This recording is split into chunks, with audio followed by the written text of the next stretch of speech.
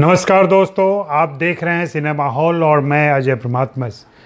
आज तड़प का रिव्यू। तड़प थिएटर में रिलीज़ हुई है और सुनील शेट्टी के बेटे आहान शेट्टी इस फिल्म से लॉन्च किए गए हैं। इसके निर्देशक मिलन लुथरिया हैं और इसका लेखन रजत अरोड़ा ने किया है। आगे बढ़ने के पहले आपसे आग्रह करूंगा कि अगर अभी तक आपने सिनेमा हॉल सब्सक्राइब नहीं किया है तो प्लीज़ उसे सब्सक्राइब कर लें और घंटी भी बजा दें। साथ ही buy me a coffee link पर जाकर के मेरे लिए कॉफ़ी खरीदें और मेरे साथ रहें। पिछले दिनों 2-3 दोस्तों ने कॉफ़ी खरीद कर मुझे प्रोत्साहित किया है। बात कर रहा हूँ तड़प की। मैं इस फिल्म को देखने के लिए थिएटर में घुस रहा था तो एक वरिष्ठ समीक्षक निकल रही थी पिछला शो देख करके और उन्होंने पूछा कहाँ जा रहे हो। मैंने कहा तड़प देखने जा रहा हूँ। उन्होंने एक शब्द में कहा तड़पोगे। थिएटर में जाने के बाद मैं बैठने के बाद फिल्म शुरू होने का इंतज़ार कर रहा था। तभी एक युवा निर्देशक का फ़ोन आया। कैसे हैं, कहाँ हैं? मैंने पूछा फिल्म देखने आया हूँ तड़प। उन्होंने हंसते हुए कहा तड़पेंगे। उसके बाद फिल्म शुरू हुई। थोड़ी देर तक तो ये जिज्ञासा बनी रही कि आहान शेट्टी स्क्रीन पर कैसे लग रहे हैं, उनकी अदाकारी में क्या नई बात है, क्या अच्छी बातें हैं। इन्हीं की तलाश कर रहा था। तब तक फिल्म एक्शन जोन में घुस गई और एक्शन जोन में घुसने के बाद से यह फिल्म एक आध जगह रोमांटिक होते हुए फिर से एक्शन जोन में ही ख़त्म हुई। शायद मिलन लुथरिया और रजत अरोड़ा के पास साजिद नडियाडवाला का दबाव रहा हो कि इसको एक्शन फिल्म के तौर पर ही पेश करना है। उन्होंने जिस तेलुगु फिल्म RX 100 पर इस फिल्म को तैयार किया है वह फिल्म भी इतनी ही वायलेंट थी। यह फिल्म भी वायलेंट है। पूरी हिंसा है फिल्म के अंदर और उस हिंसा की कोई वाजिब वजह नहीं समझ में आती है। वह लड़का नाराज़ है, स्थानीय MLA से भी नाराज़ है और उसी की बेटी से उसे प्यार हो जाता है।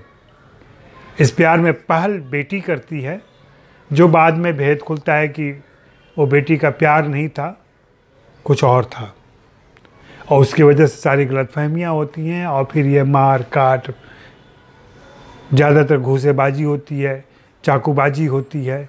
इस ज़माने में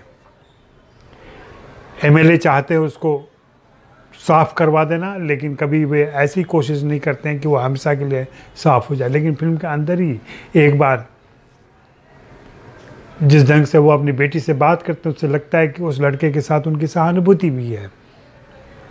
फिल्म इसलिए काफ़ी कंफ्यूजिंग हो गई है। अफसोस की बात है रजत अरोड़ा और मिलन लुथरिया इस बार चूक गए हैं।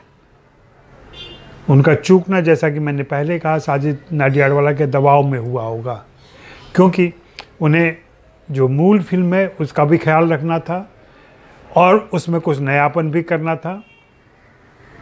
इस हिसाब से यह फिल्म आगे बढ़ी है और बनी है। रही बात नए एक्टर आहान शेट्टी की, तो आहान शेट्टी में कुछ चीज़ें तो हैं जो उन्हें अपने पिता के साथ जोड़ती भी हैं और उन सारे नए हीरो के साथ ले आती हैं जो अभी मौजूद हैं। एक्शन हीरो नए लड़कों में बहुत कम लोग हैं। उस हिसाब से उसकी एक जगह उनके लिए बनती है। अगर इसमें वे माहिर हो जाते हैं और इसी में अच्छा करते हैं तो एक्शन दृश्य में वे अच्छे दिखे हैं, अच्छा काम भी किया उन्होंने। लेकिन उसमें नयापन नहीं था उस एक्शन में। ज़्यादातर उस एक्शन का कारण जो था वो बहुत ही घिसा पिटा था। यह फिल्म ही पूरी घिसी पिटी है और पुराने प्रीमाइस पर चलती है, जहाँ एक लड़की धोखा देती है और फिर लड़का बदले की भावना के साथ उसके साथ निपटता है। तारा सुतारिया अच्छी लगती हैं, लेकिन अगेन उनका क्लीशे इस्तेमाल है, जहाँ उनको थोड़ा वैम्पिस दिखाने की कोशिश थी, वहाँ उनके हाथ में सिगरेट थमा दी गई है। आखिर ऐसी क्या मजबूरी होती है? क्या सिगरेट पीती औरतें खलनायिका ही होती हैं? इस मानसिकता से हमें निकलना चाहिए, खास करके 21वीं सदी के तीसरे दशक में।